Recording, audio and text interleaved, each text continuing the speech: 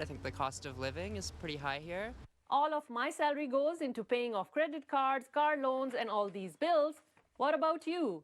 Well, a new study by Equifax Canada finds those living in Calgary, Edmonton, and Fort McMurray have the most consumer debt as compared to the rest of the country. Most of the expenses that I have are basically the basics or the necessities of life, like mortgage, groceries, property taxes, insurances. Kids are expensive, of course, between, clothing and school and everything else that goes along with them, the price of food these days, housing.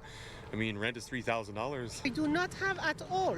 And I spend for the rent, for electricity, for internet, for phone, for food. While the cost of living is reportedly much higher in Toronto and Vancouver, how did Calgary and Edmonton end up at the top of this list? Even if you don't have a mortgage, if you have car loans, lines of credit, credit card debt, all of those interest rates are variable. And so they've gone from record lows to generationally high as well.